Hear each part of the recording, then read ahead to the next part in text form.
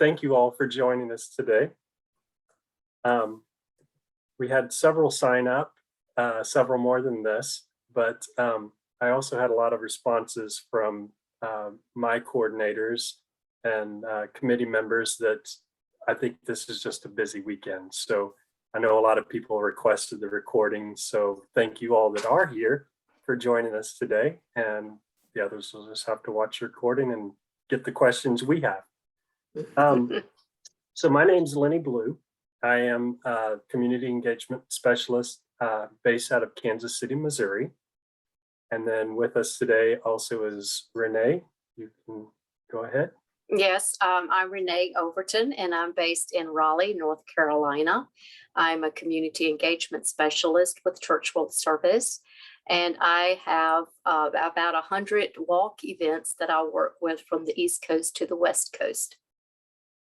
Spread out all over. Yes. And then our other colleague who is not here live today, but you will see him, is Jason Welly. My mind's gone blank.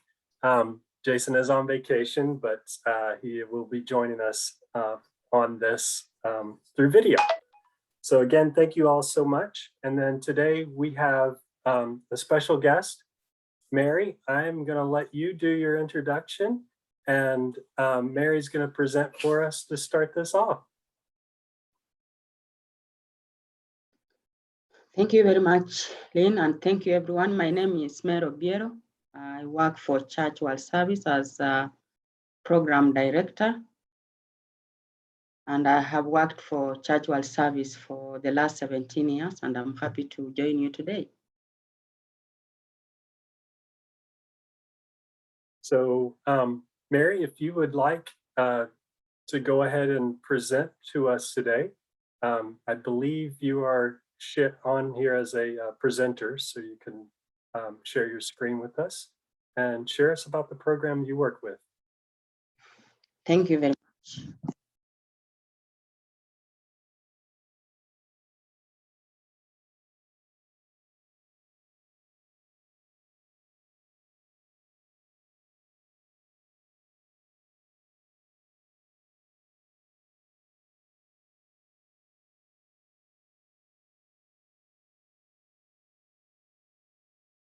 So I guess you are able to see my screen.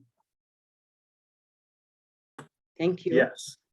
So as I said earlier, I work for Church World Service. I'm based in Nairobi, Kenya, and I coordinate development, relief development and protection programs. And this evening, or my night, I think it's your morning, it's my night, I'm going to just give you a brief presentation on the work that we do. And most of this work over the years has been funded by resources coming from Crop Hunger Walk, and I'm very privileged to present this.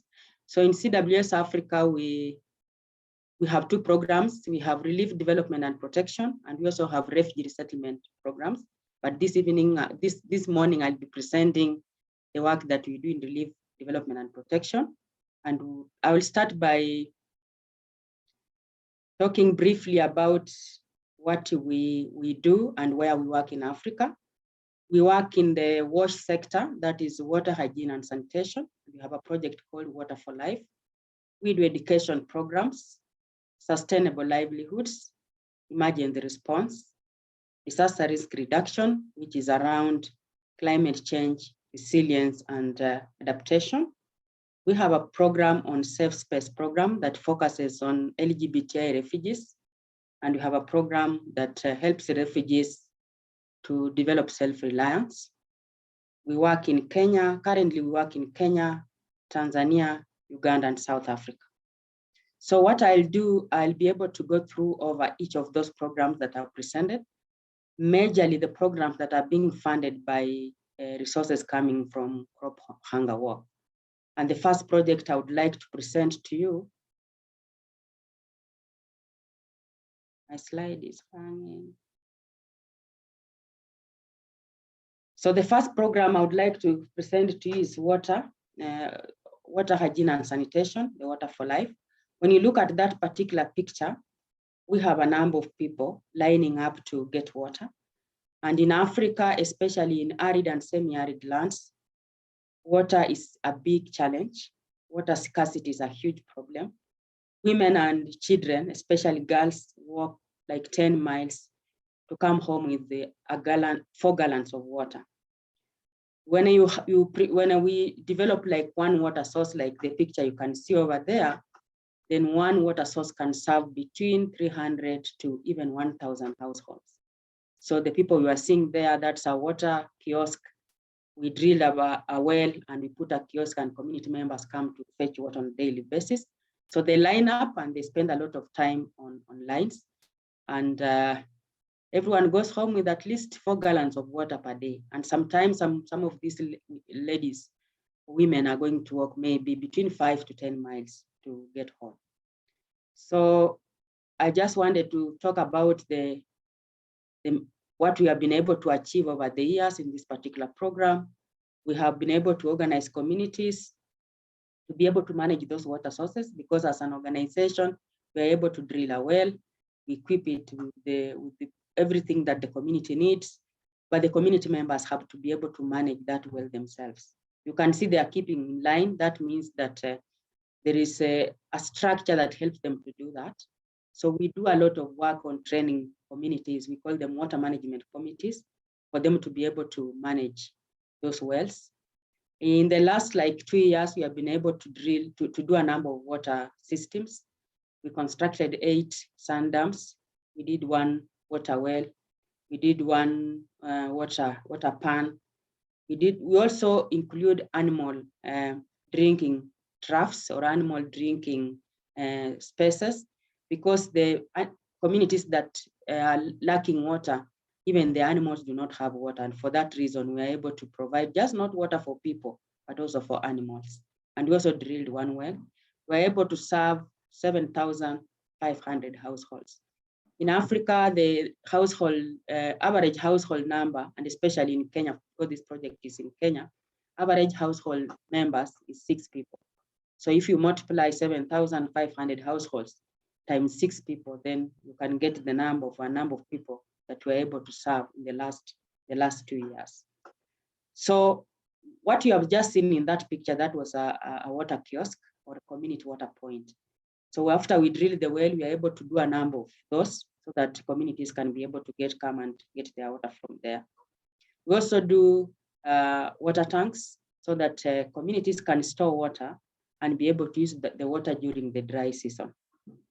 Of late, we have started doing a lot of community education on climate change, resilience, and adaptation, because in East Africa, we are hard hit with the effects of climate change. Like 20 years ago, we would have drought after every 10 years. In the last 10 years, we have been having drought after 5 years, but currently we have drought that are coming after 2 years or even 1 year. And to make the matters worse, sometimes these droughts came, then immediately after the drought, we have floods. So we are putting in a lot of education on climate change resilience. So this is the one of the tanks we build in in the communities for them to be able to store water and use that water during the dry season. After that, we have a water well that families can actually come and draw water from these wells. And this well is a particular well in Turkana County, and it serves 300 households. I always challenge people that sometimes we have too many water points in our houses. You have a tap in the kitchen, you have a tap in the bathroom, you have a tap everywhere. But in Africa, 1 tap is being used by 300 households. So I would briefly stop there about Water for Life program, and I want to talk about education. We do education program for children, again, in those communities where resources are very scarce. These communities, kids are attending school under a tree, like the group of the children you see over there, they will be attending school under a tree. And the classroom you see behind, CWS has just started building that school, and they just constructed 1 classroom. So most of the kids were still learning from outside, but I'm happy to report that this particular school right now, we are actually constructing another classroom. And maybe in the next 5 years, we could have all the kids learning in a classroom. But most of the children start learning under tree. And if you check clearly, you find that those children are carrying yellow containers. In this particular communities also, there's a lot of hunger. And kids, when they come to school because they'll also get a meal.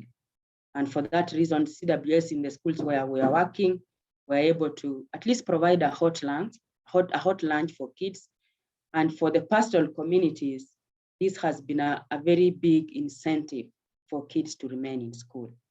Given the difficult circumstances under which the kids are learning, sometimes they walk maybe 3-4 miles to come to school on an empty stomach. And if there's actually a hot meal in school, then kids keep to school until they finish primary, they go to secondary, and sometimes some of them make it to the university. So if I would just look briefly about the achievements for the last 2 years, we were able to reach 1,500 students, not just for academic work, but also teaching them life skills. We reached 600 parents and we sensitized them and trained them on the importance of education. In these communities, parents do not really value education. Because of the hardships, they would rather even have their kids stay home and help them go to look for water, help them to go and to take care of the cows, and also just to do household chores. So apart from just building a school, we have to create a lot of awareness about the importance of education and to encourage parents to sustain their kids in school. And in every school where we work, again, we develop a school management committee. And in this school management committee, we're able to train them in effective management skills so that they're able to manage these schools. And I think in the last 2 years, as I said, from the classroom the picture that we just saw, we established 2 schools in hard-to-reach areas. We trained 1 teachers on pedagogy skills, and we supported or hired teachers that are being supported by parents. We normally don't pay teachers' salary because the Kenya government is supposed to do that. But sometimes we are forced to give them a stipend because they are not employed by the government. They are like community volunteers and would want to sustain this school so that we are able to give them some stipends to maintain them in school. In some situations, I think you saw in that picture that kids were wearing school uniform. And you get some families cannot afford the uniform. So CWS is able to support children with some school uniform and also school writing material like scholastic materials. We have a program that we are looking into protecting girls, because in these communities, you will be so surprised that a child of 12, 13 years can be married off. And for that reason, Church World Service has started a program to protect girls so that they're not married off early. When they go to and finish primary school at age 14, 15, by that time they start realizing that they can speak out and they can say no. So we really want to maintain kids in school so that they reach that point where they can say no to early marriage. And for that reason, we build school dormitories, like boarding schools, like a place where kids can come and stay in school, especially the girls. So when they stay in school, they are able to continue the school, they're able to complete primary school. So in the last 2 years also, we did 2 dormitories and we have been able to have 280 girls living in those schools.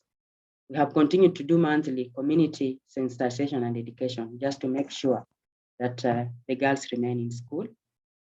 Like this school you see here, that they get to the school. We also protect schools because we have a project called Safe School Zone. So we create safe zones in school. So we put like fences on the school so that we don't have outsiders just walking inside the school. We don't have animals coming to school. And also when the kids get to such schools, they get safer. The next picture is one of the dormitories that we did, the boarding school for girls. And we have been able to maintain girls in school. And some of them now are able to go to secondary school. Just a picture of one of our volunteer teachers with the children in school. I talked about emergency response, and I think all of us are aware that CWS is built on the foundation of doing emergency. And from the beginning, I said that now we are having frequent emergencies in Africa. We are having more droughts. things are getting tougher. And for this reason, we have so many communities that are going without food. They may even be going without water. And in such situations, we are able to tank water. In the last year, I think 2020, we did a lot of water tankering to communities that do not have water at all. So like the picture you are seeing there, that truck gets water and takes to a very dry community for them to at least to have water, even if it's just for a week. Last year, we supported about 1,695 families, and each of them at least could get 15 liters of water, of safe, clean water per person per day. And that kept them going. And then possibly we also make possible that we provide storage for those water in those communities, so that when that truck brings the water, the communities have where they can store the water and they can continue using the water even when it has not come in at the same time. We do a lot of also safe water during emergency, because you know that when there's an emergency, then people are taking dirty water and kids really get sick. So we really try, like the tank we are seeing over is having purified water that is safe for drinking. And we normally target children, especially children under 5, with the safe water. So the achievement that we have been able to achieve in all these aspects, we have built social capital in communities because we believe in people. And our first stop when you get to any community is to get the human resource. Many times people think that poor people do not have the skills and the knowledge. They are very rich with skills and knowledge. And that's what we actually base on, and we try to get what the communities can offer. We train them, and they build social capital. They build leadership structures that they can be able to work with or without us. We have motivated communities to develop their own development in a way that, like the tank I've just shown you, when we are getting to that community to construct that tank, we do not provide everything. We'll ask them what is available in this community. And as I've said, the first thing that is available is the human resource, the people themselves, and they'll be able to offer labor free of charge. Then they'll also be able to look around and see what are other resources in these communities that they can support church world service, for church world service to support them. Many times they'll bring things like water during construction, they'll bring stones, they'll collect sand, so that CWS only buys what the communities cannot offer. Then they'll provide unskilled labor without being paid. This also facilitates social interaction as communities work together. It facilitates social interaction and promotes support and cooperation. And the biggest assets we have in church world service, the communities that we have worked with, because they can be able to support us and support themselves and support other people. Our focus has been majorly women, because we know when we are talking about a family going without food, it's the mother who feels the pinch. When you talk about a family having no water, it's the mother who walks the 10 miles to come home with 4 gallons of water. And for that reason, we have had a major focus on women, making sure they participate in the programs, making sure they're involved in decision-making and building their leadership skills. Women are also in Africa, women are great managers. Even when they are poor, they are still great managers. And just above all, I think we have built solid community social structures. We have built good governance. We have had very great programs. And above all, these communities have had to have a voice to be able to lobby even their local governments to support what they want to do. I talked about climate change resilience, and that's something we are taking in consideration very, very seriously, in a way that we are looking into programs that can actually work in dry areas. And one of those programs has been apiculture, or modern beekeeping. And we have introduced this, just as I said, modern beekeeping. Generally, beekeeping in Africa is a male-dominated activity. But in these dry areas where they cannot even plant food, we realize that women are the ones who are struggling more. So we have introduced a beekeeping program that have actually attracted women, because we have developed beehives that you don't have to climb a tree, because beehives in Africa are put on trees. You don't have to climb a tree to hang your hives, but there's a technology that you can hang your hive on a tree when you are standing on the ground. And that's have really encouraged women to get into beekeeping. This is one of the newest projects, I think, that were funded by Hunger Crop of Money. And we are looking into this. The first year we are doing it. We are hoping that the second year we'll have more women participating. Those are the hives that we bought, and those hives can actually be hung on those trees without a woman climbing a tree. And when they want to harvest their honey, they'll pull the hives down and harvest their honey. Of course, we have done a lot of training. Like the lady you see there was starting to participate in beekeeping for the first time. And men were challenging us and telling us women cannot be involved in beekeeping. But 80% of our beekeeping farmers are actually women, and they're doing a great job. So they can actually be able to, even when there is drought, they will be honey in the hives. Even if they are moving because the drought is too much, they'll move and they leave their hives hanging on the trees. And when they come back, they'll have something to harvest.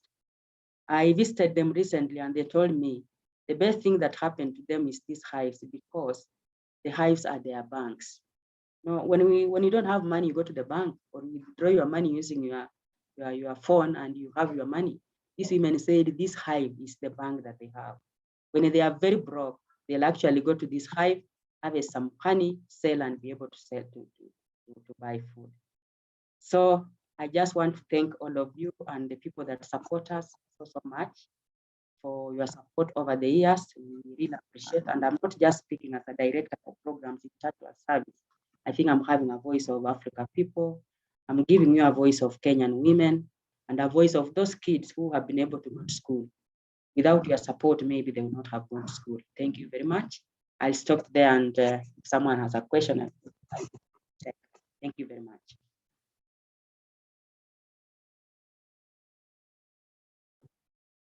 Thank you so much, Mary.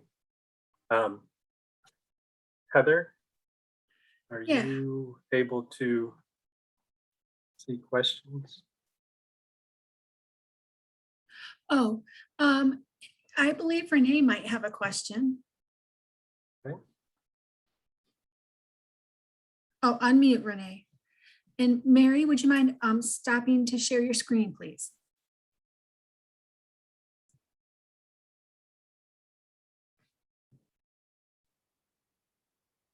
I stopped.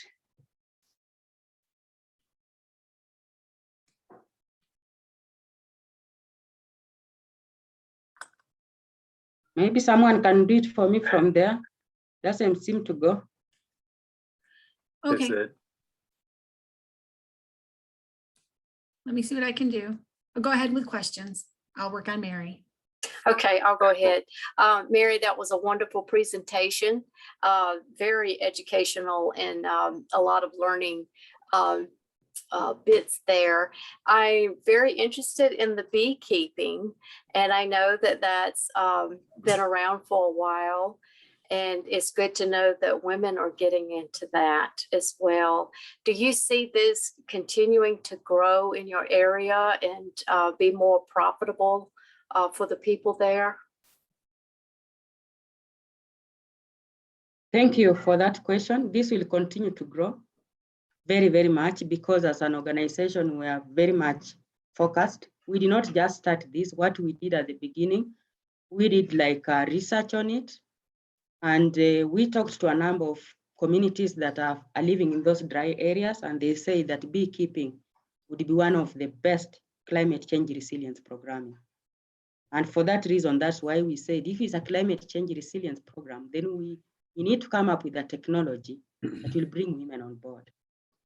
Good. We started with about 180 farmers in end of 2020.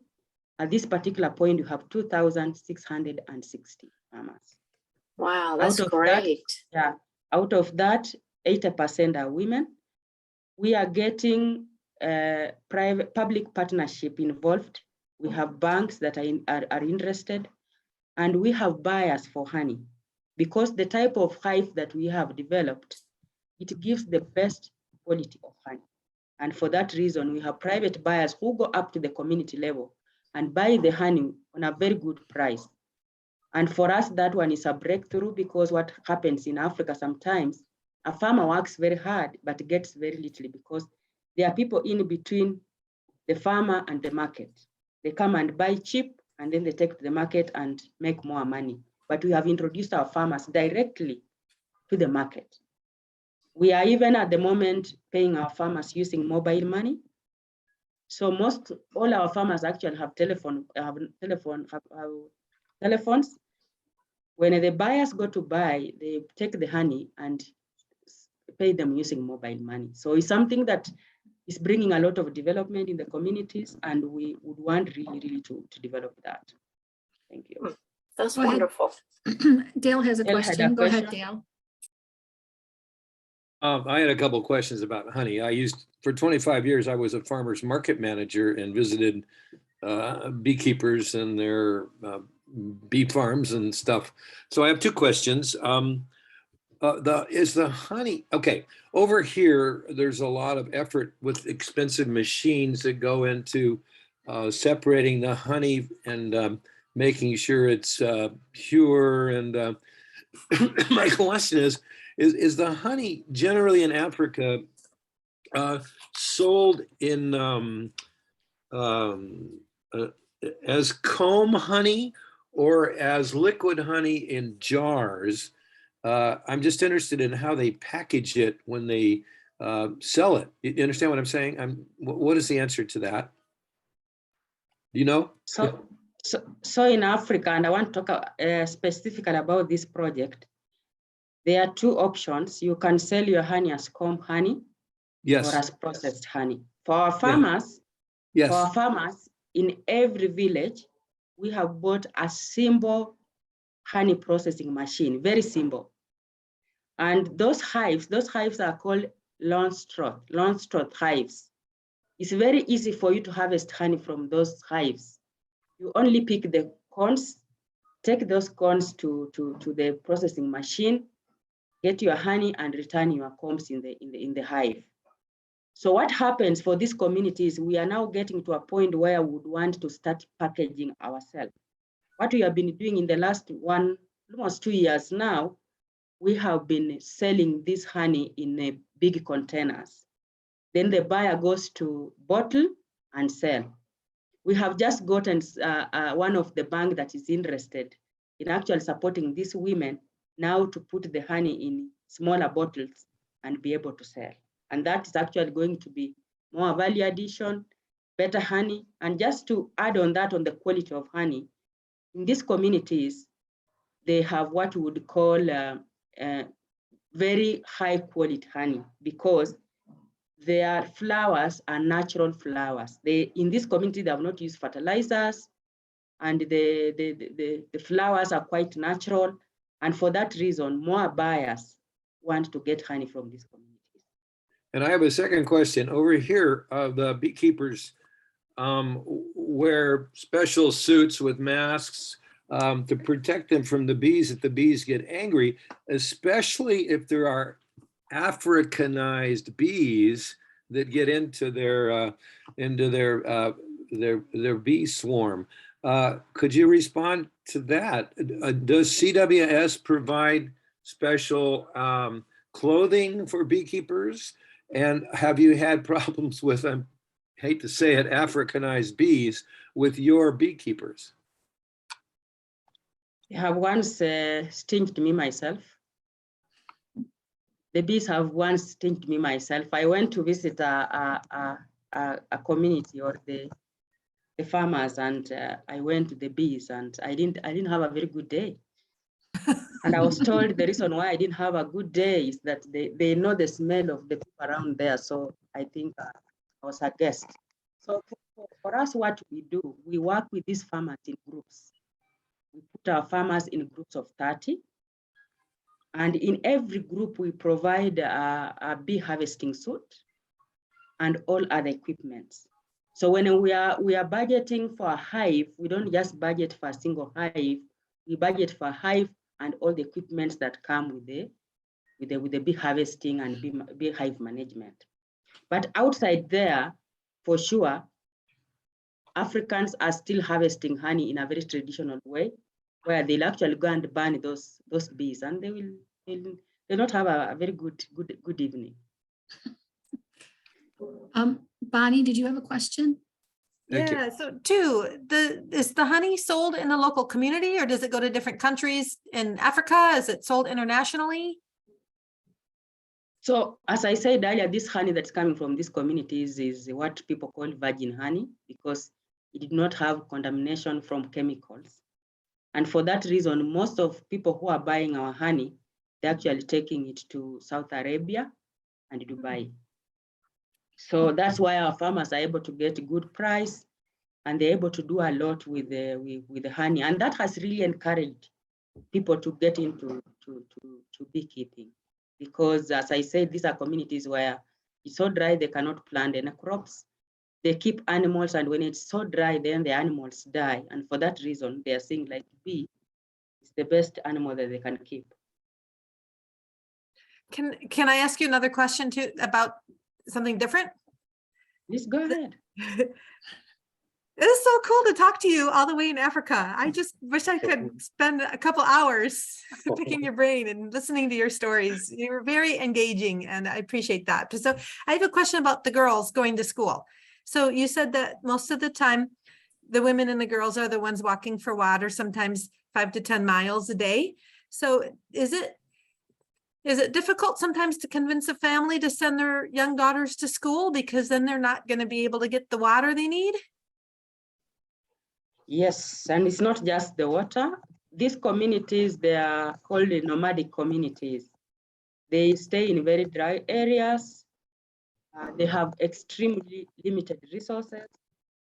And a girl is looked at as, I would say, a property of the family. So I talked about girls being married at age 13. That is very painful, but it's happening. So the family is selling off this girl at age 13 so that they are paid dowry. And for that reason, they have no interest in sending that girl to school. I would give you a personal story. When I started working Church World Service in 2005, it was the first time I'm a Kenyan, and these people live in Kenya, but I had never visited them. It was the first time I was visiting them. And I went, and we were going to do a water program. So I was doing like a survey on water systems in that community. So I go to this a water well, and I get a little beautiful looking girl, about age 12. And I asked her, why are you not in school? Because it was a school day. And everyone looks at me. It's like, why are these guys looking at me? So apparently, the father of that girl had already taken dowry, and that girl was just waiting to be married off. So the community members were so shocked that I'm asking such a question. So education for girls is not important. And we have been able to make a breakthrough as Church World Service, because what we have done, we go to those communities and we look around for any woman who has gone to school from that community. Because like me, if I went to talk to them, they don't take me serious. I'm coming from a community where girls go to school. So we look for girls in those communities who have gone to school, and now we are using them as our ambassadors to mobilize, to talk to parents, and to make sure that the girls are in school. And that's why we are now doing those boarding facilities for those girls to stay away from home. They stay away from the eyes of the men, who include their fathers, because their fathers can sell them off. But also when they are staying there, we do a lot of life skills to help them start telling their parents that whatever you are thinking about is not right. Education is my right, and I need to go to school. So education in those communities for girls is not important. Like if a parent has 3 children, a girl and 2 boys, the boys will go to school and the girl will remain at home. So if you're convincing a family to send their girl to school, how do you answer the question when they say, if we send our girl to school, who will get the water? That's why we are giving them water. So we bring the water close to them and tell them, now, the gift you give me is if you go to those communities where we have worked, some of those girls are even named after me, and they say, these are Mary's girls, don't touch them. You touch them, you touch Mary. So I tell them, you have the water. I want my girls in school. Ah, And so you use and the when- water truck. You can use Yes. the water. Oh, gotcha. I love that. Yeah, Awesome. That's great. yeah. Hard work, but nice. Good for you. Mhm. Mary, thank you so much for joining us today and sharing. It just makes me feel so good about what we're doing and why we're here. And it's just proof that we're doing good work. So thank you so much. And I appreciate you joining us. I know it's getting late there for you and your after hours. So you're welcome to stay and listen to me and Renee and Jason's recording, but you're also welcome to leave and go enjoy your family and your time. Okay? That's Thank you fine. again. I stay a little bit, then I leave. Okay, whenever Okay. you're ready. Thank you guys for having me. Really Yes, Well, thank appreciate it. you. Thank you Thank so you. much. So now we're going to, I'm going to have Heather start a video for us. Whenever you're ready.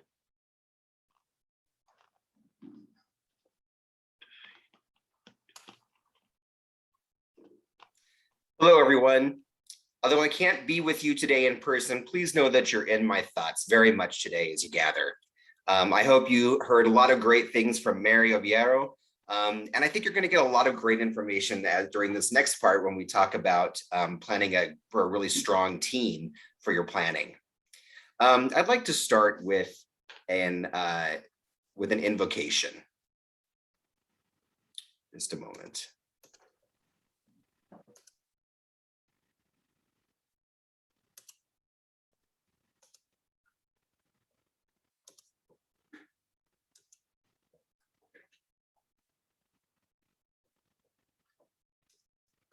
Let us pray. God of grace and justice, we thank you for this opportunity to come together once again as a community, to take steps in solidarity with our sisters and brothers, and to learn wherever we are this day, to learn and to support our neighbors in our own community and those abroad who struggle with hunger and poverty. Though our steps may feel small, to our vulnerable neighbors, they mean the world. You have called us to feed the hungry, clothe the naked, and give shelter to the homeless. And we express that calling with every step we take in Crop Hunger Walk. Grant us strength for the journey as we work to create a world where there is truly enough for all. The response to the litany will be, we walk because they walk. We walk for those who walk for food. We walk because they walk. Because they walk. We walk for those who walk for water. We walk We because walk they walk. Because they walk. We walk for those who walk for shelter. We walk We because walk they walk. Because they walk. We walk for those who walk for safety. We walk We because walk they walk. Because they walk. We walk for those who walk for education. We walk We walk because they walk. Because they walk. We walk with and pray this in the name of the one who is the source of our care and compassion. Amen. This has, without question, been a remarkable year. A remarkable 2 years, really. And I am just so proud. I know all of us here in Crop Hunger Walk at CWS are so proud of our volunteers and the difficult choices that they've often had to make.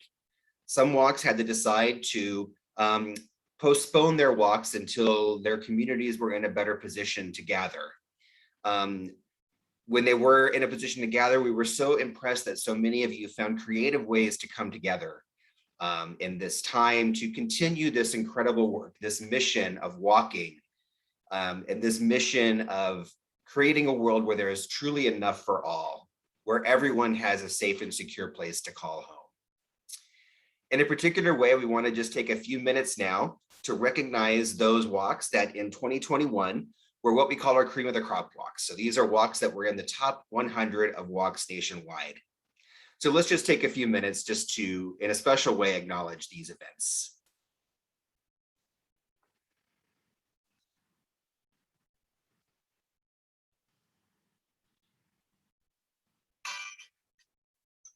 Actually, I realized they just didn't put the sound on, so I'm gonna start that again with the sound.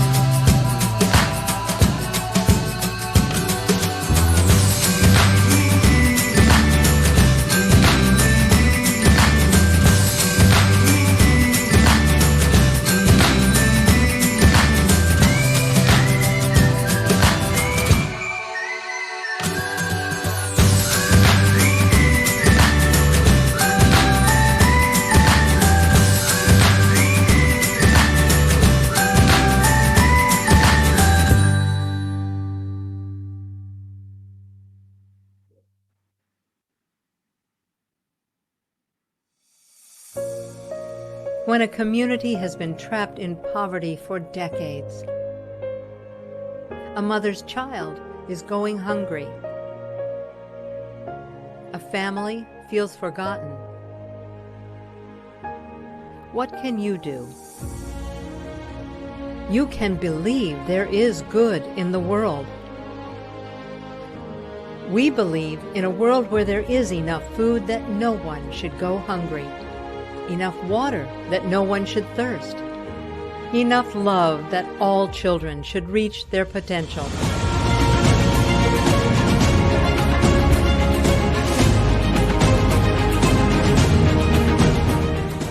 Be the good in the world. Take the steps today. It's a great way to come together as a community to support a great cause and to help offer our neighbors and people around the world a path out of poverty and hunger. I walk rain or shine because no child should go to bed hungry, not ever. I know that my efforts are making a difference in the lives of many people, not only locally, but nationally and internationally. Believe there is good in the world. Be the good.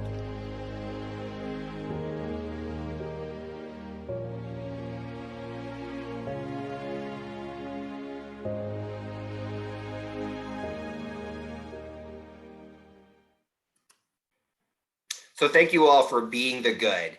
You all truly believe in this mission of enough for all, and you show how much you believe in it by being a part of this incredible movement around the country with Crop Hunger Walk. So thank you so much. So we want to move on to our next section and some things that we'd like to present to you. And what we're presenting you today is the idea of building a strong walk planning team. This kind of came about discussions over the last year with some of our volunteers, sort of doing strategic analysis of walks around the country, pre-pandemic and during the pandemic, and awareness that I don't want to say we're coming out of the pandemic, but moving into a new phase right now, where we have an opportunity, we think, to think creatively and strategically about the future of our walks and how they can continue to be strong community events. And we think that one of the best ways to do that is through a strong Crop Hunger Walk community. So we want to sort of start that out today by presenting you with some ideas, some concepts that you can apply to your own individual walks and might help you to build your walk planning team, either to add new members or to strengthen what you have, or just to think about new ways, new and refreshing ways that you can have a fresh start as we're moving into this new phase in this new year. A lot of these ideas, a lot of you might already be engaging in, and that's great. Maybe during the Q&A, you can share those ideas. If you think something's really working for you, that's great. And a lot of these I hope are new, and I hope you'll be interested enough to consider incorporating them into your own planning practices.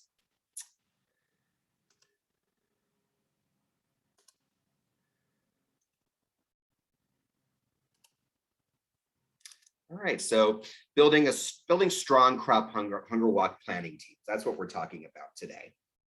And I want to start by talking to you a bit about working within the team, the planning team that you already have.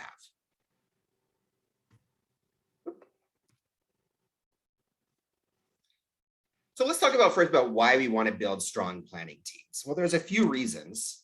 One is it makes for a stronger crop hunger walk.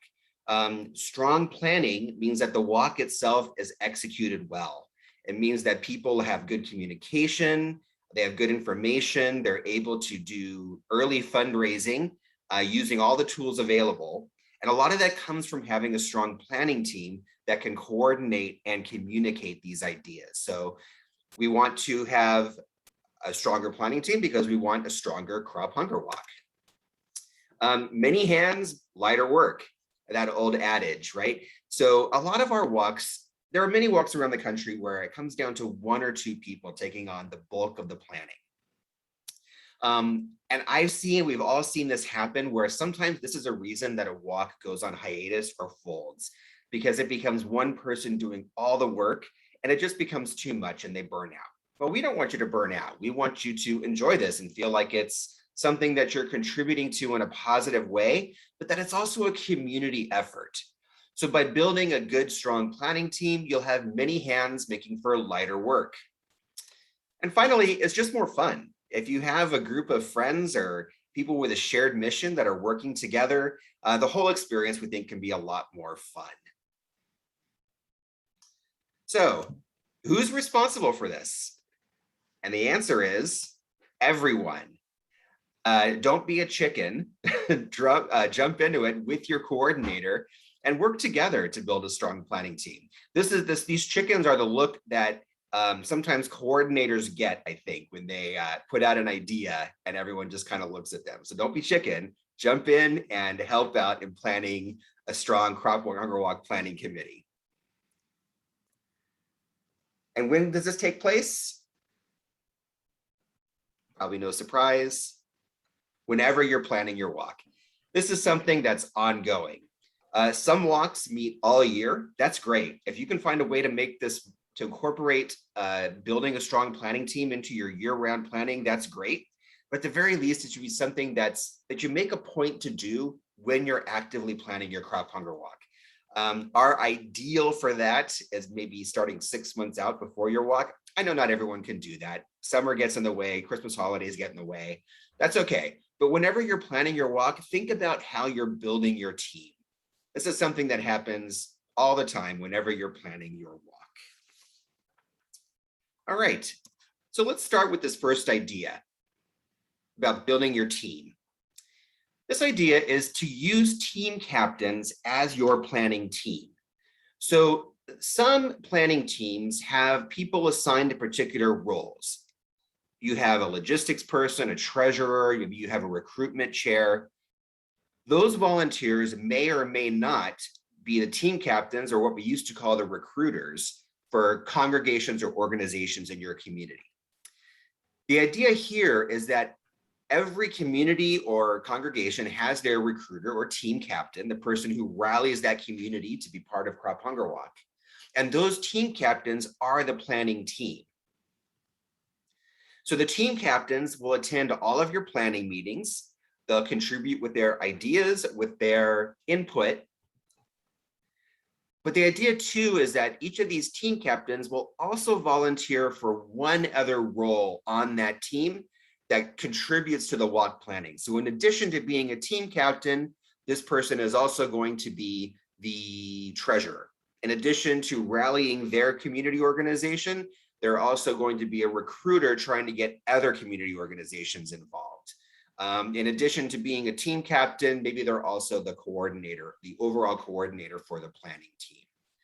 So team captains become multifaceted, not just rallying their community, their congregation. They're also part of this overall effort to bring the Crop Hunger Walk to fruition during the year. To make this a little easier, another idea is to rotate planning roles so that people don't get stuck in a rut of doing the same thing every year. For example, some walks have a practice where the coordinator role is shared every 2 years. Somebody new takes on the coordinator role. It could be every year if you want, but I think 2 years gives one person a little bit of practice. The first year is a little bit of learning. The second year is really good. And then they pass it on to a new person. They can be sort of the mentor for the new coordinator. It might be that for those 2 years, whatever congregation or community organization that coordinator is from, that's the place that hosts the Crop Hunger Walk event every year. And in this way, people can try out new roles. If they're not totally comfortable in the role they're working right now, maybe they're not all that good at the being treasurer. In 2 years, no more than 2 years, they'll know that they can take on a new role. And that also gives people insights as to the way the different roles work in planning the overall Crop Hunger Walk.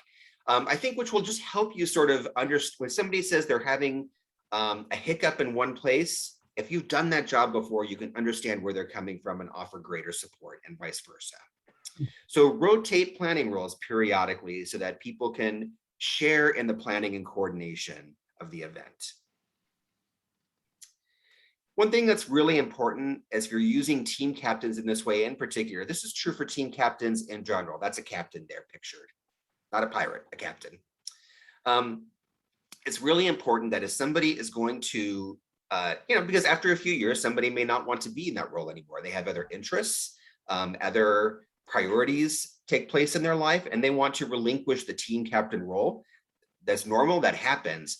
But we do want to really emphasize that if you're going to do that, give your planning team notice and take the time and effort to talk to your congregation, your community organization, to identify someone who can take your place. That's a really important way to keep things going.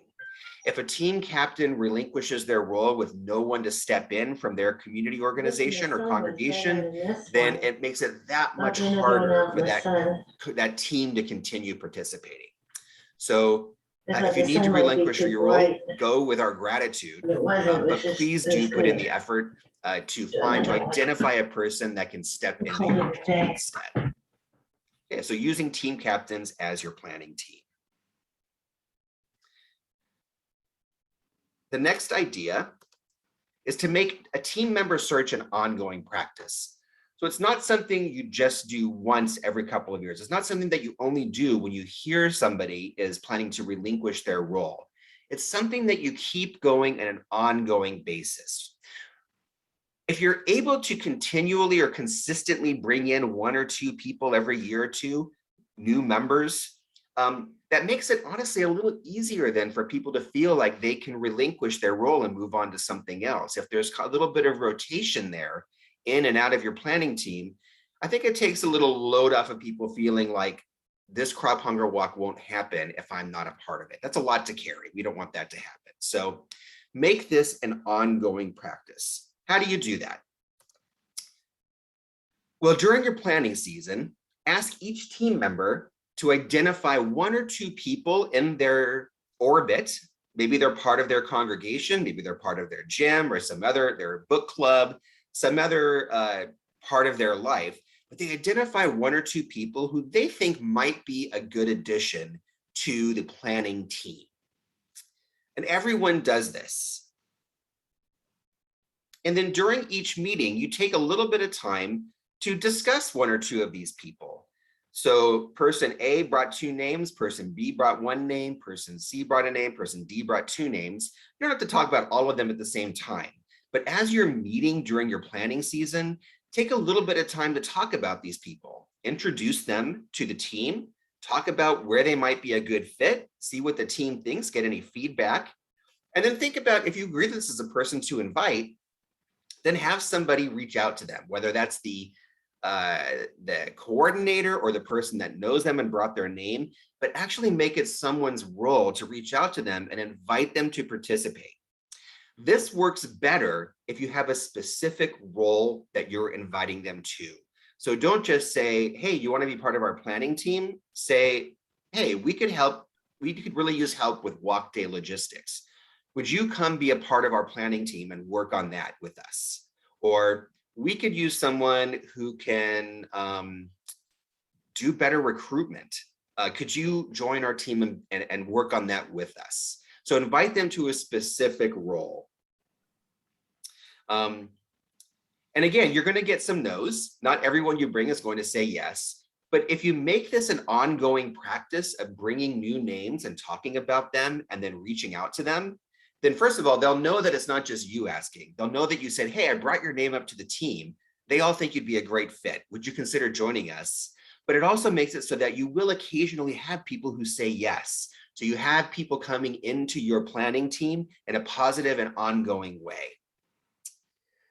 And another way you can do this is maybe at the beginning, you could do this take a committee growth retreat. So either aside from your regular walk planning activities, take some time on the side.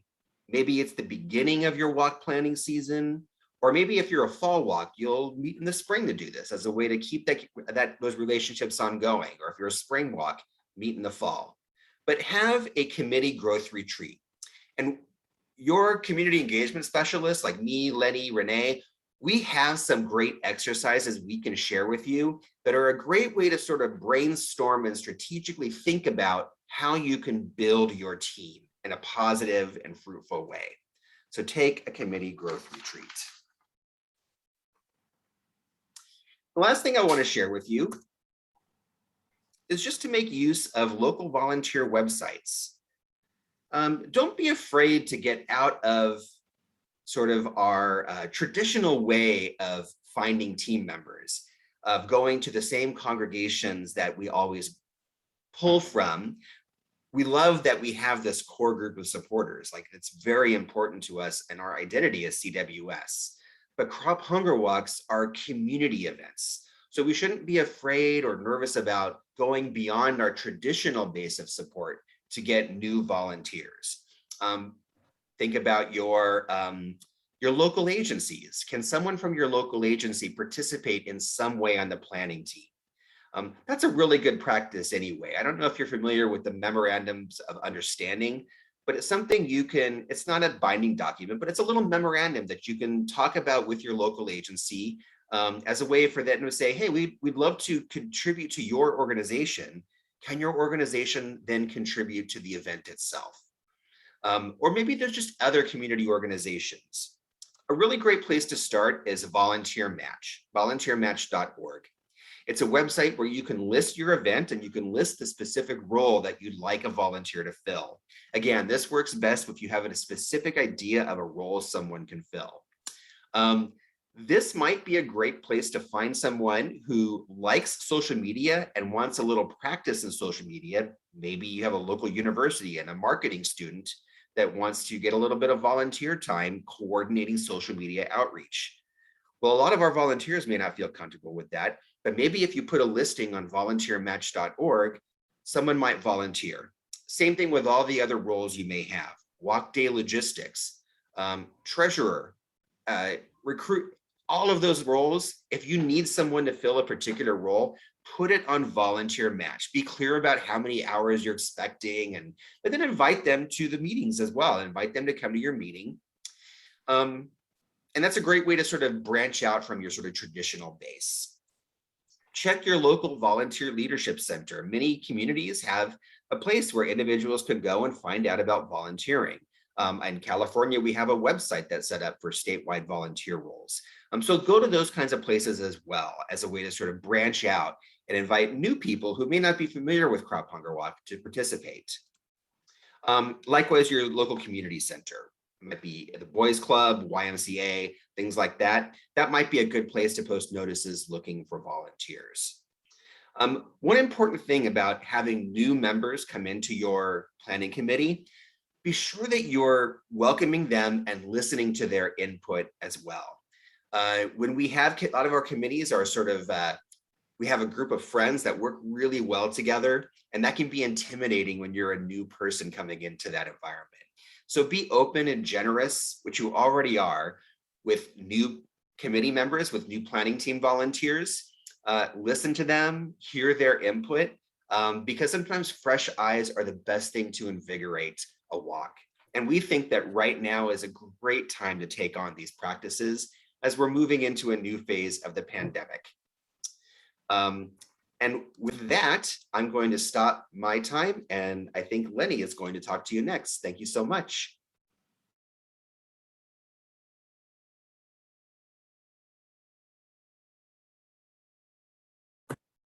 Well, thank you, Jason, even though you're not here. For those of you that don't know, that was Jason Welly. Jason is the Community Engagement Specialist for CWS, based out of California.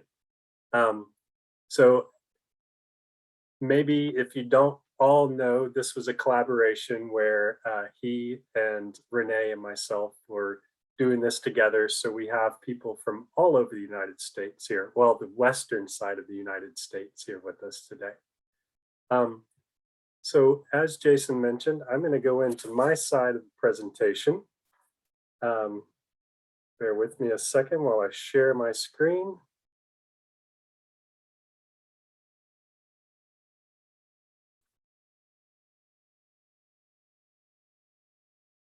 And that should be it. Does everyone see a blue and white screen? I see a couple of nods, so it must be good. All right. But today, I'm going to share with you, maybe I can get it to work. There we go. How to find new teams, churches, and organizations to participate in your walk. Like Jason said, all of our colleagues, we've collaborated through the year and shared some ideas that we found useful or have had walk committees that have tried some of these ideas and found them to be successful. So we thought we'd share some of these. And the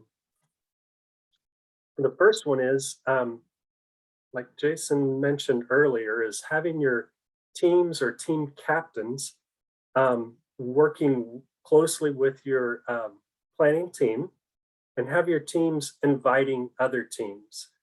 So what this looks like is just to ask each of your existing walk teams or team captains to reach out to a new church or an organization to ask them to join the walk. Then the existing team could kind of mentor the new team and show them how to get involved and what that looks like being part of the Crop Hunger Walk. A way to make this fun is to extend a challenge. So you might have, a team reach out to another organization or church and say, hey, if you'll start a team, we challenge you to see which of us can involve the most walkers or raise the most funds for this year's walk. The next idea is re-recruit and re-energize. So if you reach out to lapsed teams, maybe a team had a change in leadership, or they missed the registration information, or maybe they just needed to take a year or two off. Lapsed teams already know about CWS and the walk. So it's kind of nice to reach out to them, and because they're familiar, and encourage them to rejoin the walk. This could be easier than going out and finding a new church or a new organization that doesn't have a familiarity with Church World Service or the Crop Hunger Walk. It's kind of like low-hanging fruit. So if you need help getting a list of your lapsed walkers or teams, reach out to your community engagement specialist, Renee or Jason or me, and just let us know, and we can usually help get you a list of lapsed walkers from our database. Another idea that came up was local agency support. Jason kind of mentioned this in a little bit in his, having your local agency that you support, that you grant money to from your walk, having them be a participant on your walk committee, your planning team, that's a very great way of building that relationship. And then ask them to host a team for the walk as well. You can ask your local agency also for a list of their donors or sponsors. And then you can take a look at that list and identify churches or organizations that, that aren't involved in your walk. Asking those donors or supporters is great because they already work with that local organization. They're already supportive of them. And likely they would support your walk as well. Then another idea is to enlist the assistance of the local agency to help you to promote your walk. This can be also part of your memorandum of understanding with your agencies that you're supporting, just to, you know, help promote and reach out to their donors.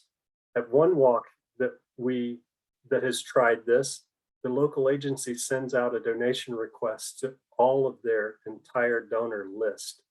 So that has been very good for them. And, you know, it just takes that time to ask. And usually they're going to be very helpful and supportive of that. And then recruiting new businesses or organizations to have teams on your walk. You brainstorm local businesses that could form a team. Look for businesses that donate or support to the local agencies or similar organizations around your town, your community, and ask them to support and start a walk team. And then also, you can use the community involvement resource that is located on our website. This resource shares ideas to create relationships with different organizations like libraries or schools, daycares, and community centers. This resource helps give you some ideas to spread awareness and information about your crop hunger walk. In one of our communities, the walk committee asked a dental office to support and have a team join the walk. The dental office went so far as to say, absolutely, and we will match whatever the team from our office provides. I'm sorry, I'm a little late on my PowerPoint here. And in another community, they used our resource and went to a daycare facility and asked for support and to create a team. And they were positive on that. The daycare started a team of young new families and their children.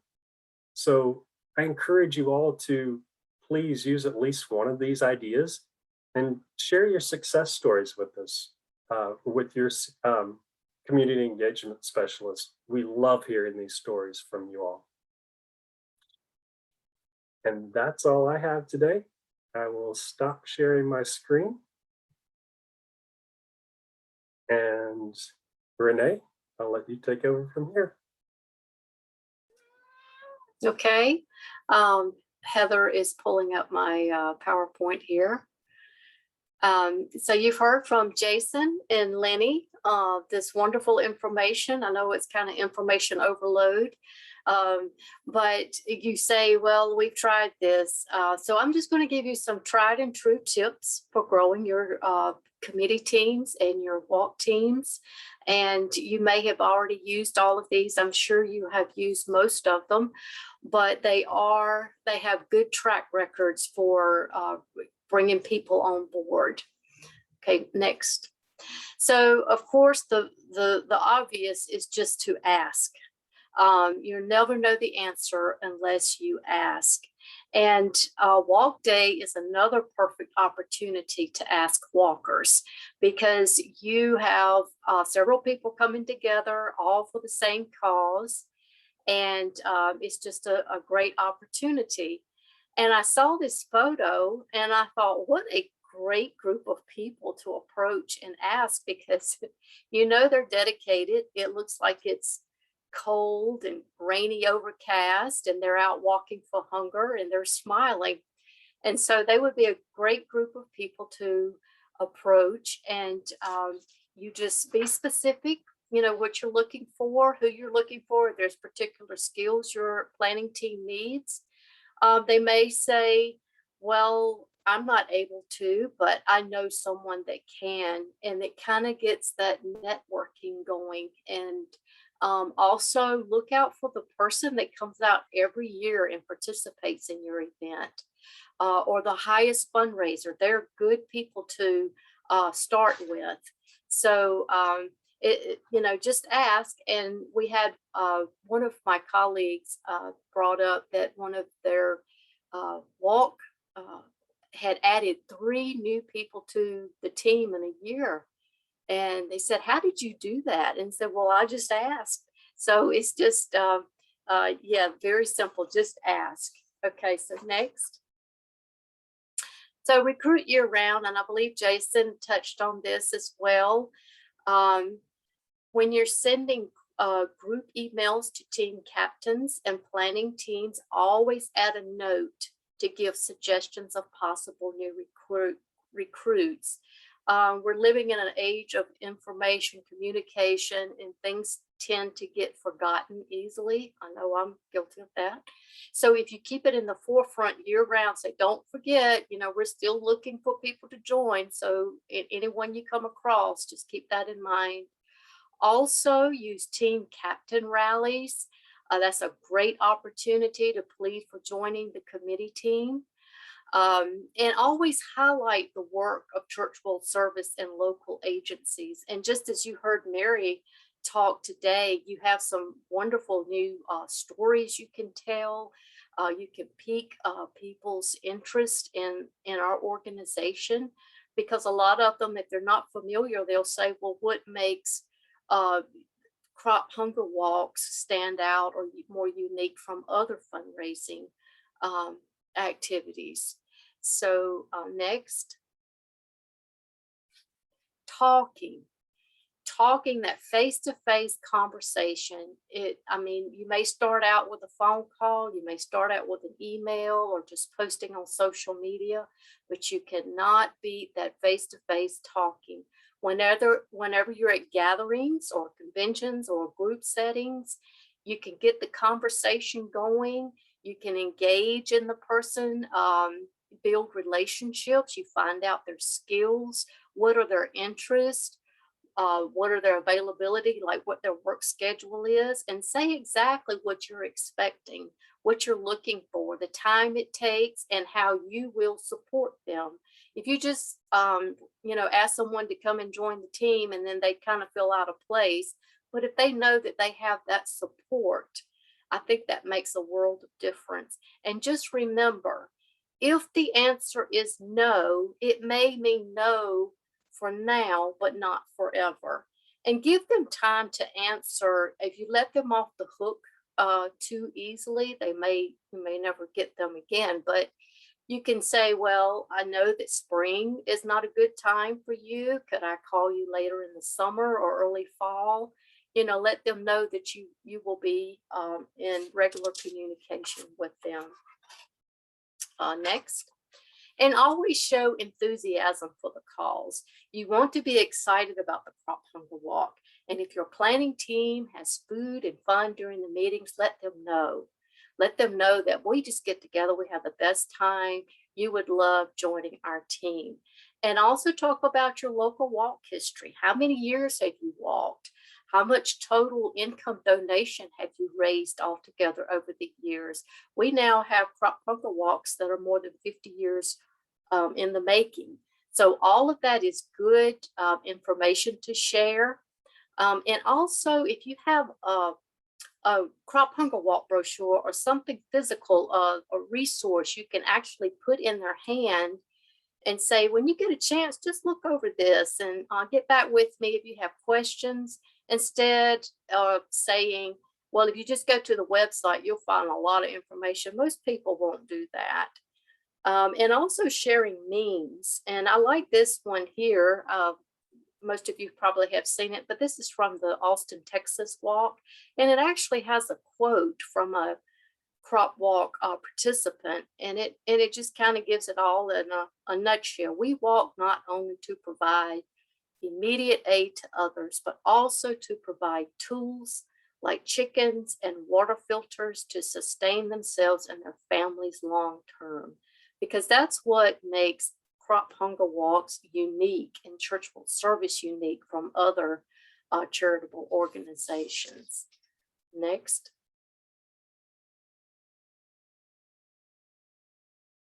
Next slide.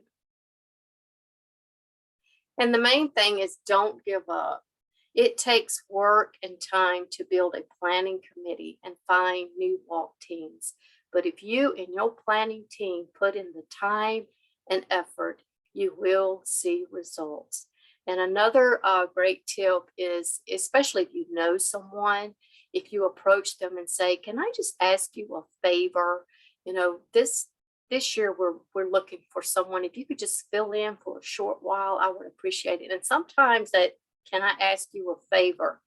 That goes over very well too. And next. And the last one, this is another great quote. The Crop Hunger Walk is more than a one-day event or fundraiser. It's an opportunity for us all to be bold, because that is the only way we're going to end hunger. And with that, I am done with my part.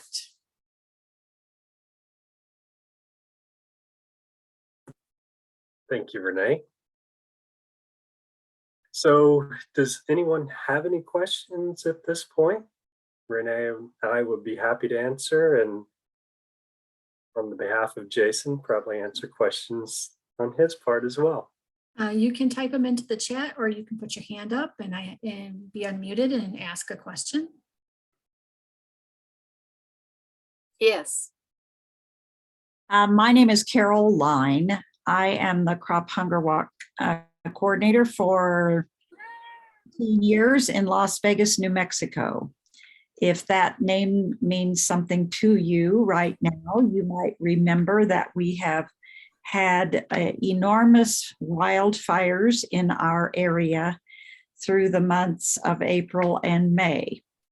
Those fires are gradually becoming controlled, but they're still with us.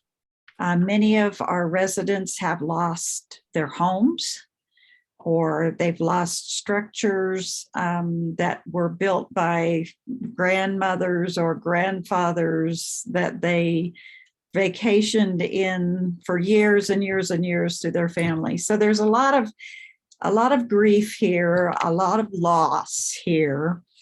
And as we approach crop walk season again, which we always do in our crop walk in October, and obviously there have been a number of groups here, FEMA, the American Red Cross, and a number of other organizations who are helping both evacuees and residents in this area. And as we approach crop walk, I can't help but be a little concerned about asking again. And I guess the reason is that there have been such an outpouring of charity groups and organizations here helping folks along the way through this very, very difficult time. And so I feel a little tiptoey about, launching a big crop walk drive. We are grateful for the fact that the food depot in Santa Fe is making food distributions in Las Vegas to 3 agencies, one of which is one of our service agencies that our crop walk supports. 3 times a month, they bring semis with food, and it is distributed to people in our community who need food. So I'm wondering if anyone could share some pearls of wisdom about this tiptoeing that we might need to do this year, or perhaps maybe not. That's a great question. I know that, in fact, one of the participants here today, I know, was in an area last year, and they had some weather issues right around their crop walk season as well. And I encourage them that, first of all, if there is someone that can reach out, if there's something that Church World Service can do, we're most happy. And your local agency, for instance, can reach out to us. So I would defer you to, I assume Jason is probably your CES. I know he's on vacation right now, and I saw our supervisor taking notes. So we would love to find out what and how we could help, what's going on there. But also, as I mentioned, one of my walks was in an issue, or had just gone through some weather issues, and they had the same question about how do we ask when people are going through so much already there. And it's kind of, I'll just share, I think it's kind of what I told people when COVID started. Not everybody will be able to, but those who can will. And you won't have the same numbers, you won't have the same amount of participation, but those that can will. People will support. And maybe you don't turn up the volume so much, and you just kind of, you're there and you promote it, and people will respond. That was my suggestion.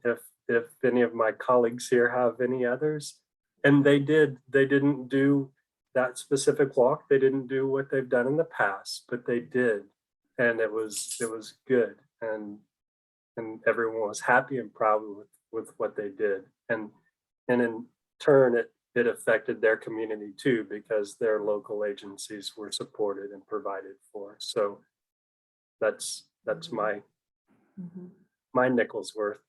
Thank you. I think someone's hand was up earlier. It looks like Heather's trying to. Yeah, I would second Lenny, in that it's okay to still have the walk, but maybe just keep it low key. And there are always going to be people in that area that, even though the Red Cross and these other organizations are there, that is never who they're going to be giving money to, because they're waiting for the crop walk. And then when with a little bit of promotion that you might do, just make sure that you're really promoting where that local money stays, so that they know that that's going to help feed. It's going to feed into the feeding that's happening.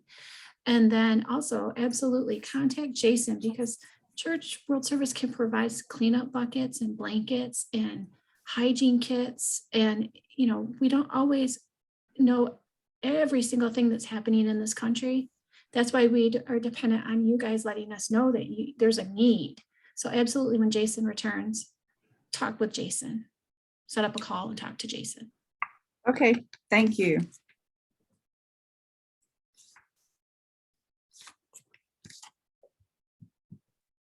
Any other questions?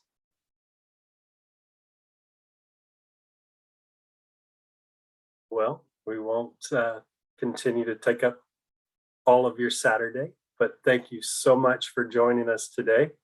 And we will get the recording out to you, and I encourage you to share it with your committee members.